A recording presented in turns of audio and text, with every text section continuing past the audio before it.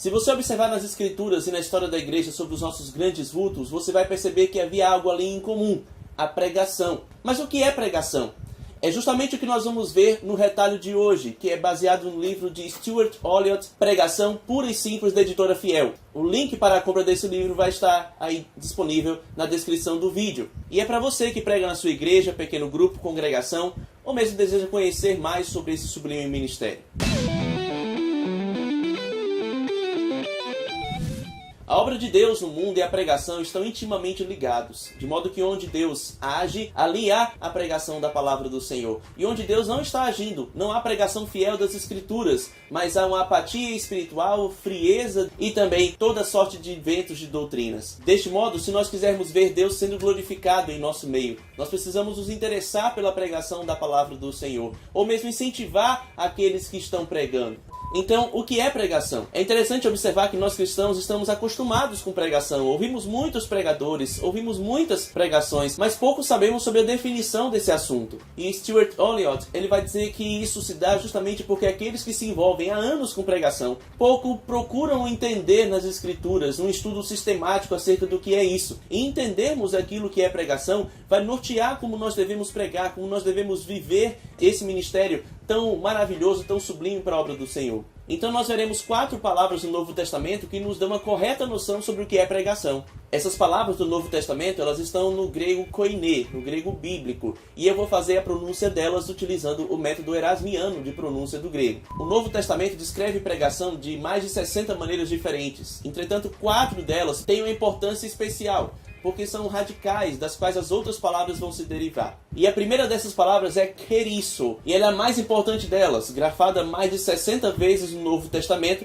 e ela significa proclamar como faz um arauto. Essa palavra remete a coisas reais, como um rei que tinha uma mensagem a ser dita ali aos seus súditos, e para isso ele usava um arauto, que era aquele responsável por anunciar o decreto de um rei de maneira literal, sem tirar nem pôr. De modo que o rei dava uma mensagem para esse arauto e ele tinha a missão de levar essa mensagem exatamente como o rei havia dito, de modo que o povo tenha segurança de que aquilo que foi anunciado foi justamente dito pelo rei. E o Novo Testamento usa esse verbo para enfatizar que a pregação deve ser fiel àquela proclamada pelo Senhor Jesus. Então o pregador ele não pode falar aquilo que ele acha, aquilo que ele está sentindo, de acordo com o seu humor, de acordo com o seu dia. Ele não pode tirar também as suas conclusões pessoais acerca do texto, mas ele deve dizer palavra por palavra, ipsis literis, aquilo que o Senhor nos mandou anunciar na sua Escritura. Ele também não pode proclamar os seus devaneios teológicos, tampouco as suas profecias ou revelações, ou então revelamentos e profetadas, como você queira entender. Aquele que prega, ele deve agir como porta-voz do outro, de outro que é o nosso Deus.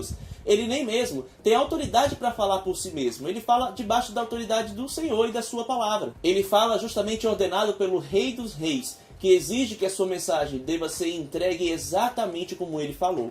Palavras da família Kerisso são utilizadas justamente para descrever as pregações de Jonas, de João Batista, de Jesus e também dos apóstolos.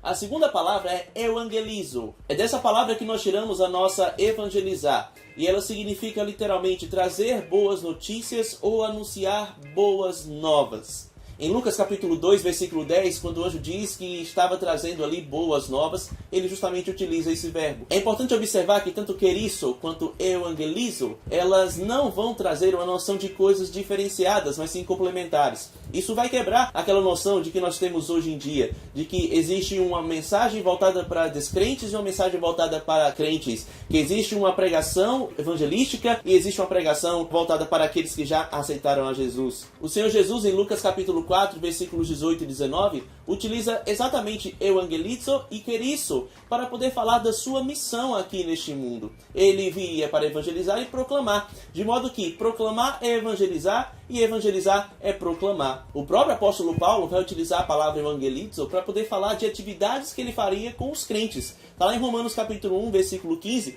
quando ele diz que quando chegasse ali a Roma, iria evangelizar aqueles cristãos do lugar. E isso nos faz pensar em duas coisas importantes. Eu quero destacá-las aqui para vocês. A primeira delas é que essa ideia, essa noção de que existe uma atividade para crente, uma atividade voltada para descrente, um culto para descrentes, outro culto para crentes, é algo que não encontra base nas Escrituras Sagradas. Nós observamos que fazer uma pregação voltada para descrentes, cheia de emocionalismo e sem nada de doutrina acerca daquilo que Cristo fez, ela não pode acontecer. Da mesma maneira que também não existe uma pregação voltada para os crentes, que ela é vazia, é mecânica, ela é moralista e sem o clímax da pregação do Evangelho.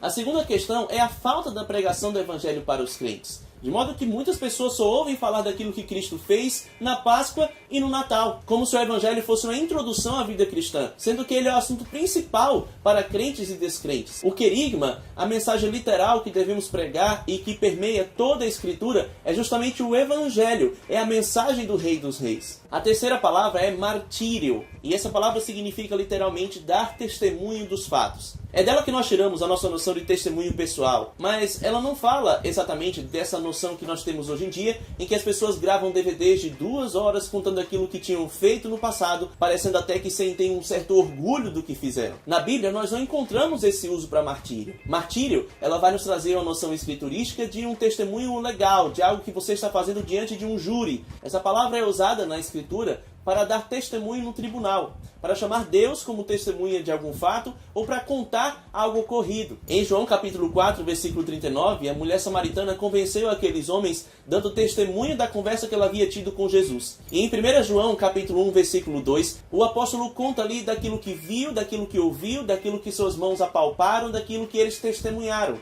E sobre martírio está incluído na pregação, nós encontramos uma passagem muito importante, que é Lucas 24, versículos de 44 a 48, em que o Senhor Jesus, após ressuscitar, anuncia aos seus discípulos o que eles deveriam fazer. E ele diz que eles deveriam proclamar, eles deveriam evangelizar, dando testemunho dos fatos.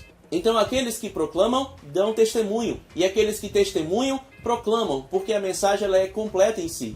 E se nós olharmos para Mateus capítulo 28, versículo 20, nós vamos perceber que a pregação, ela não somente envolve a proclamação, não somente envolve o evangelismo, não somente envolve o testemunho, mas que também há ali o ensino. Nós percebemos aqui que essas coisas não podem acontecer de maneira separada, como se pensa hoje. Tampouco de que são questões intercambiáveis. Na verdade, são complementares em si. Quem prega faz as outras coisas dentro da sua pregação.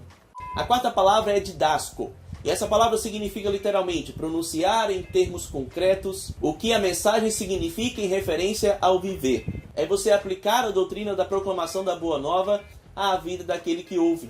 É dessa palavra didasco que nós tiramos didaquê, e ela nos dá, mais uma vez, a noção de que é errado você separar uma coisa da outra. De separar, por exemplo, uma mensagem evangelística de uma mensagem doutrinária. Ao tentar fazer isso, você vai diminuir a beleza e a suficiência da mensagem da palavra do Senhor. Em Atos capítulo 5, versículo 42, nós vemos que os apóstolos eles não cessavam de ensinar e de pregar, didasco e evangelizo.